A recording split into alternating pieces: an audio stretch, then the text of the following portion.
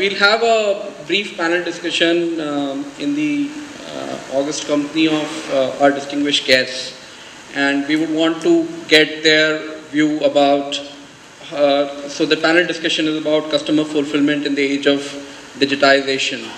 And, so there are a few questions that all of us have in our mind, and we've tried to put them together to get the panel's view about these.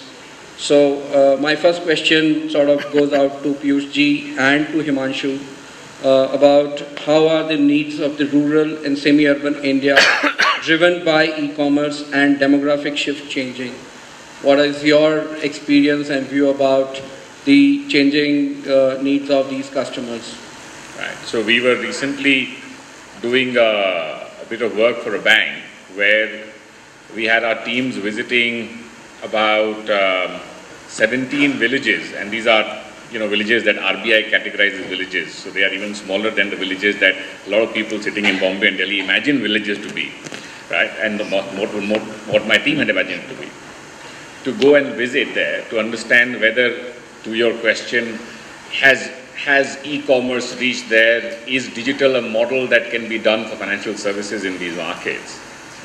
And what they realized was that there were 3 merchants, and I'm not exaggerating because that was the exact number, 3 merchants who were doing their entire sourcing through Amazon, right? And they were getting it delivered to their relative's place, which was 45 kilometers from this village, and bringing it home and selling this merchandise. What was quite interesting was when you asked them why not Flipkart, considering it's an Indian brand, why Amazon, again that was entirely blurred for them, right? So they are not, because if you're sitting in urban India and sitting in Bombay and you start to imagine, right, what is going to happen in the village, and you tell the story, the first thing will be they'll go for the Indian brand, right? But for these guys, they were not at all worried about whether it's an urban brand, American brand, Indian brand, and if they only cared about the convenience, because to him Amazon had given the convenience and he picked it up and ran with it. So I think the lines of expectations are getting quite blurred between rural and urban India.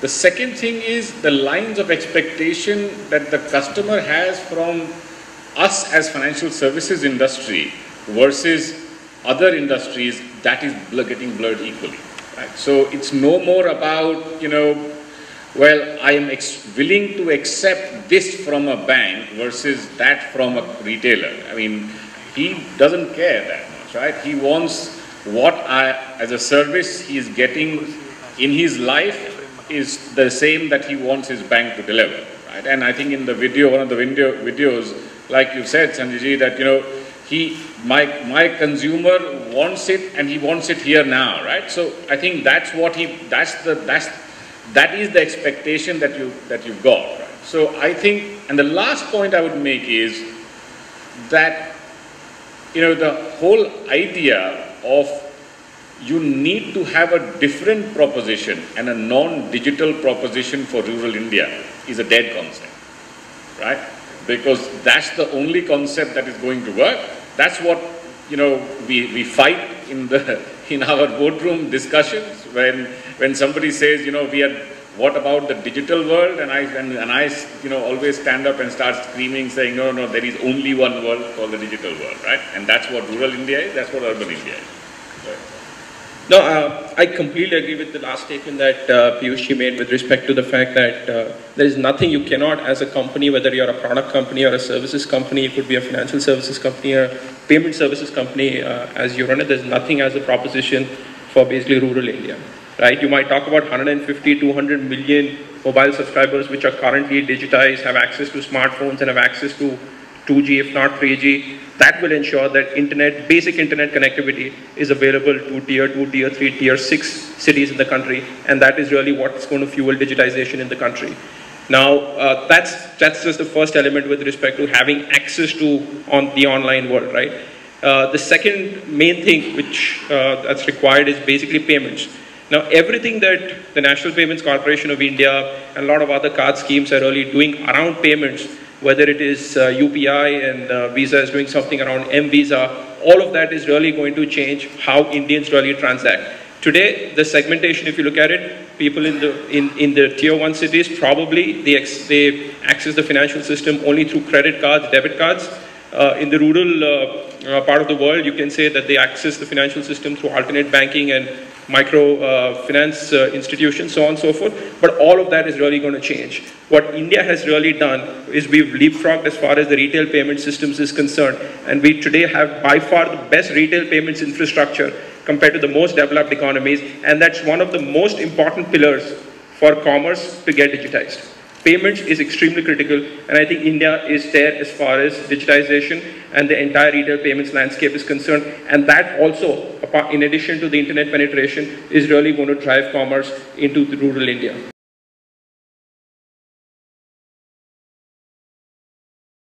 And therefore, the question that I would want to ask you is, basis changing the customer requirements, how is your product strategy evolving? See, we are present in about 141 countries worldwide where our banking system is working. And we get feeds basically from all these countries. That's one source. Secondly, we also participate in a lot of RFPs and demos in multiple countries, even within India. And we get a lot of requirements which are very changing, which could be very local to their country, not just something generic. So what we do is we collate all the information and we have a change control board within the company which runs through each and every of these requirements, see what is that goes generic, and we put it in the product. Yeah. Now, this is an ongoing process. I mean, this we have been doing it for so many years. I mean, you are talking of how digital banking is changing and all. I just want to state a small example. When we went to Japan in 2001, you wouldn't believe, or probably many of us may not be even aware, when I went for the first time, ATM over there went 6 to 6 timing, 6 a.m. to 6 p.m. Okay, that was ATM. I mean, it was called as anytime banking, but then 6 o'clock p.m. it shut down. You wait for the morning, and then after 6 you go and withdraw from the ATM. That was what it was. And today, the way we have seen, it's phenomenal. And we look at these kind of inputs and see what kind of country, what kind of technology directions are going on. I would say India is that we're very far in technology from banking side. We are way ahead in terms of putting our payment systems in place. Yeah. And we are probably one of those, even today, I mean, even in UK and all, you don't have this two-factor authentication. Maybe because the trust factor. I mean, here so many frauds are happening. We are way ahead. And these kind of inputs which we see from RFPs, participating demos, and we go and implement, we have learned a lot. And we keep getting this. And I would say that we have our homework to do for the next 3 years at least. That much requirement is lined up. Our hands are full. All right. It's just that we are trying to see how to battle the situation. And I'm sure, there's a deadline of February 1st, which is also hanging on my head. So we keep battling around to see what is it that we need to do, priority, and which is the best, what is most important, which is generic, we bring it up in the product. And sometimes we are also driven by these regulatory requirements which comes suddenly out of the blue, and we have to. Yeah. So those are, used as a patch of releases. So there is a good amount of work that we need to do, and we do have this change control board which is in place to ensure and see what should go in, what is the timing, and also what are the industry standards, what are the requirements, each country-wide or maybe generic. So that's something which is an ongoing process. First, I'm really excited to be here because 8 years back, we had a launch party like this. And last 8 years has been really eventful for us. And I really when I got into the room, I was hearing the wind down of the speech before this. And I think one of the things that you have to understand, whether you run a business or a product, is you have to have a point of view. And then you go and build to your point of view and to what you believe is new. So, one of the great things that we entered CRM was that everybody had a CRM. Every bank that we went, they had at least 4 to 5 CRMs. So the question was, why did we go and build another one?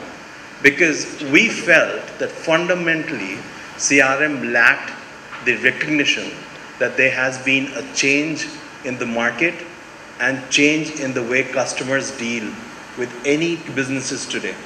Fundamental to this change is if you were starting this bank 10 years back, you were more bothered about operations, how do I manage forms, how are my first time rejection ratios low so that it's really done well. And as you correctly said, the customer was never in the picture. But if you really understand when you launch a bank today, you really want to get out of the customer and your machine. So think of it like this. Your customer has a mobile linked to the internet and he's ready to do things himself, right? And you got a machine and everything you put in between is actually a problem because it delays your fulfillment, because there's something going wrong. So really you're moving towards a world of zero touch.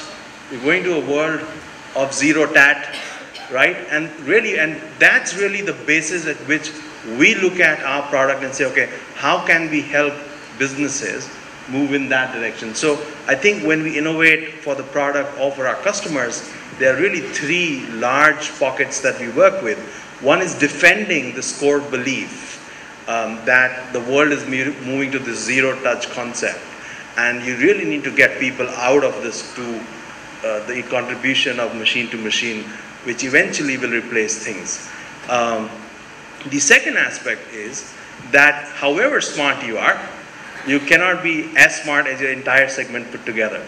So instead of competition, if you were to replace that word as contribution and look at, okay, how can you contribute to the overall sector, then you also learn very well from your competitors.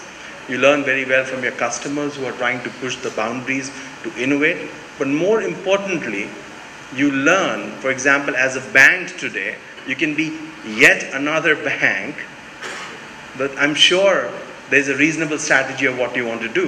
And at the heart of that reasonable strategy would be inclusion of a segment that you believed was not served well, would be a process that you believe is your USP. And those would be the foundational principle of you. And starting later gives you the third aspect that I call as the last mover's advantage, right? So the last mover's advantage is you first have billions of dollars of learning out there. You don't have to go through change management. You don't have to go through all the mistakes people did. You can look at it and say, oh, you got really screwed badly. So you know what, I'm going to be smarter. I'm going to build it like this. So I think from an architectural perspective also, there's a lot of learning. And it's hard to take learning when you're not at the center of experience. But if you can take that learning, the third element of learning is perhaps the biggest and the brightest influencer for your product strategy. So really, these are the three core ways we work at CRMNext. एक आदमी जिसके पास driving licence ही नहीं था, उसको गाड़ी पे fraud करना कैसे आएगा? तो उसको तो लोन ऐसे कैसे दे दो तुरंत, right? So there was a model to being open to customer and assessing risk that these guys have got, which is what fascinated us, and we are over-invested in them, right? And that's the reason why I'll request you to be over-invested in them, because they do have that edge. And I'll try and bring out some more stories by the end of the night to make sure you leave this building thoroughly convinced that you need to be over-invested in them. Thank you.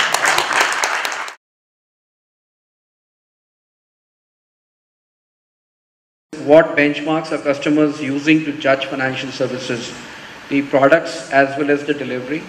So when we talk about, in fact, one of the things I want to allude to your presentations was about customer centricity. These are some of the things which we have been professing for decades, but it's really great to see you're already executing. So fantastic, well done, well done. Talking about on products on one side and delivery on the other side, from a customer standpoint, what are the kind of things you are looking at? You talk about customer care, you talk about problem resolution. Of course, pricing remains a very important aspect, but you also are very much concerned about omni-channel delivery. We talked about that how everything is moving online and the differences between rural and urban are getting blurred, no doubt about that. But rather than saying no touch, I would say we also have low touch. You find that it's omni-channel, which is very, very important, that really is helping you in terms of building up the efficiency, building up in terms of the response time or zero touch. But at the same time, it is also helping you to upsell. So here is a delivery model, a service model, which is also helping you to go a step further. And when I talk about the low touch, it's more on the trust side, because that kind of trust should also remain. And there have been many discussions which have happened on this subject, and I think this touch is certainly going to remain for a few years. We also talk about the customer centricity platform. And this is the platform, again, it is a service platform primarily. But at the same time, it has a back-end engine which is integrated to everything in the organization, which remains very strong. But the moment you start building upon that, you talk about analytics, you talk about big data, you talk about mobility, some of the things which have been just talked about. So I would say product certainly very important, and it's very, very important to productize your services as well. And looking at the presentations, most of the things you have already done.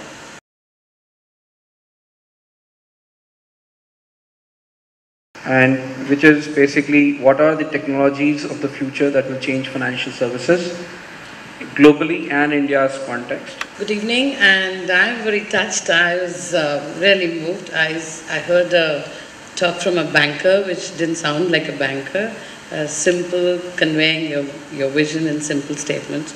So it was great. That's a great takeaway. Just coming to the question, I'm not an authority on the technology and predicting about technology, but I'll just give you a little take. Couple of things. The disruption in technology is bound to continue, right? So that's one of the things which is going to influence how technology affects banking.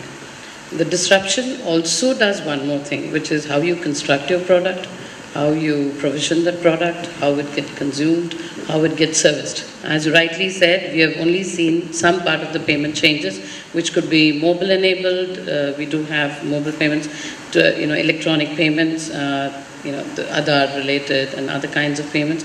But I think what we have not looked at is what is coming globally, right? Like geotagging, M2M. It could be retail algo trading, where BI is going to influence to a great extent. People talk of BI, but BI is not talked in the context of how it can change the experience. Again, we don't apply to experience. We apply analytics and BI more to our selling strategies. It's not to the experience strategies, right? It's not to change the experience. And some of these technologies are probably going to dictate the way in which the customer or your consumer is going to expect the bank in delivering some of these services, right? Coming to cloud, which is so technology, it's not known to the consumer. Nobody cares. And does he really care whether you're on cloud? Is somebody going to ask you that, have you changed my life because you're on cloud? Not really, right? So what it's going to do is probably it's going to give you a great amount of agility, because you being a new generation bank, you being a last mover but new generation bank, you have a great advantage of actually looking up and competing with your global counterparts, not so much with the Indian counterparts. It's always good to do. I think you made a very great point. You cannot create products which are very different. I don't expect bank to give me a whole new product. I mean, I'm fine with whatever they have. It's the experience that really matters. If disruption in technology going to bring ease of use, it's about how you as a bank is going to make use of it, right? So that's more important. And from that perspective, you collect a lot of data, you'll require a lot of infra, you require more agility, you require security. I think cloud plays a great role in that, in terms of how you can do all of it with less amount of cost. I want to reiterate on this. I just want to give an example. I take you from Piyush. He made a great statement, right? All boundaries are going to blur. It's going to be boundary-less. That's going to happen. And you're going to see that even in payments, very simple example, which bankers understand best. Boundaries will vanish. The number of payment transactions will increase in whatever form.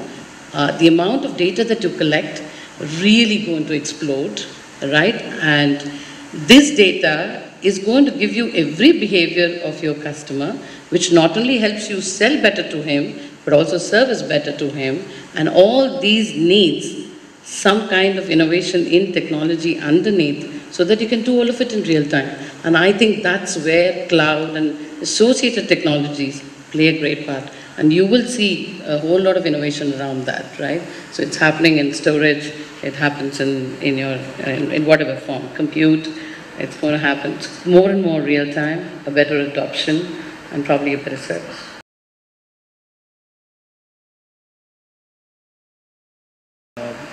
My next question is again to Piyush ji, which is how do you see AU's preparedness to become a differentiated bank?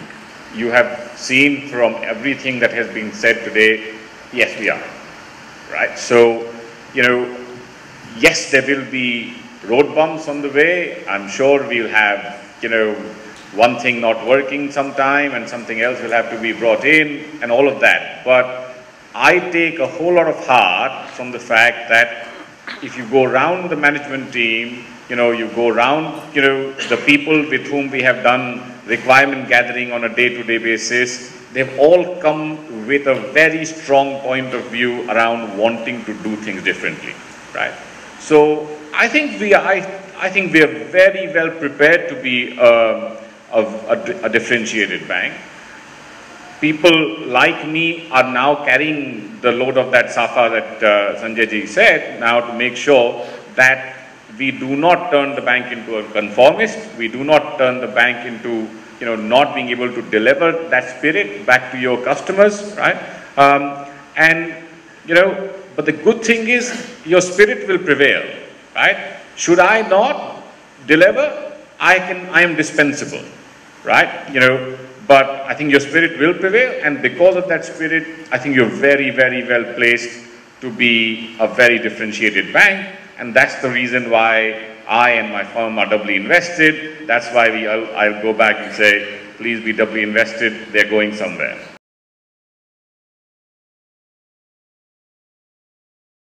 What are the human or management challenges for adoption of fintech innovations by banks and by the incumbent tech giants? Certainly, we are creating the infrastructure today. We are launching the bank.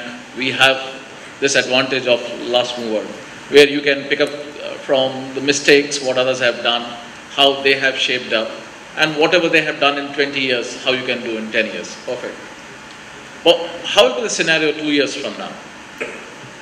Assuming there is no one else chasing you, you will be at the even keel with some of the other banks. And that time, the question will be different. The way technology is changing, the way startups are coming up, the question will be whether you want to become the first mover or you want to become a fast follower.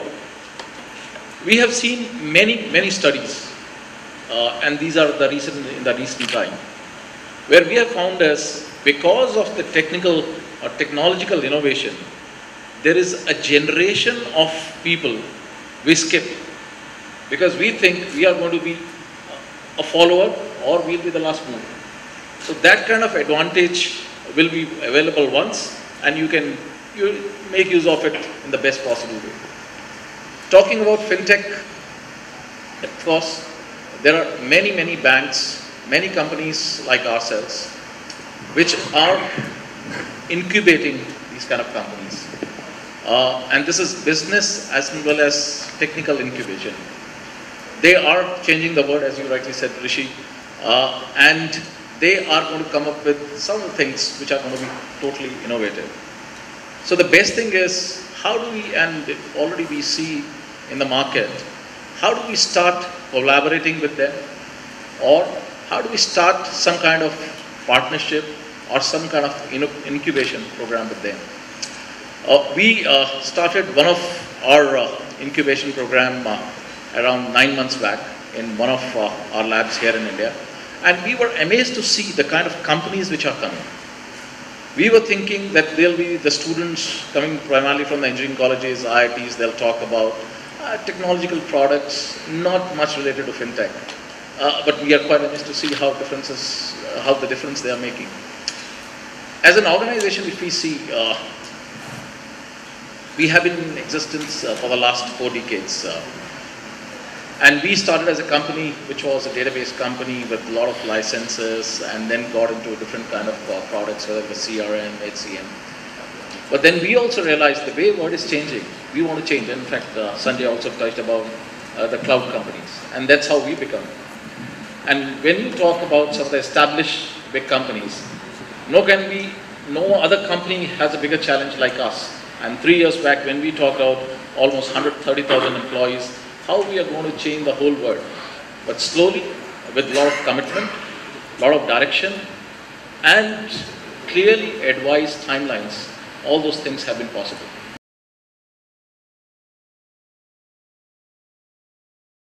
Is there a need for forming alliances? And do we think that AU can be the catalyst for such an alliance, and how? Alliance is a must, right? Because you can, I go back to that video where, the yesterday's model was what Deepak Parekh was saying, right? If you are very successful, I'll buy you out, right? But today's model, you can't do that, right? Because the world is valuing newer players to the level that you can't be bought out, right? Regulation is now getting so fluid. I mean, there's a university in NASA called Singularity, right? And they are sponsoring, again, entrepreneurs and innovators. One of the guys there said, I will launch, 150,000 satellites, which are all the size of a shoebox. The US regulator became very upset. They said, no, I'm not going to allow you that. So what he did was, he just moved lock, stock, barrel to a place in Argentina on which US has got no jurisdiction. So again, it's, because technology today is making it possible for him to operate from middle of Argentina as well as within the NASA campus, regulations is getting weak. So, alliances is the mechanism to go by. I mean, I think your intent of putting all these people together into this, you have putting forward a very strong intent that you want us to be an alliance that propels you forward, right? Then it is back to that weight of the Safa back on our heads, right? To say whether we can now reciprocate the alliance and make it happen. Thank you very much. Thank you. Thank you. Thanks, Rishi. Thank you.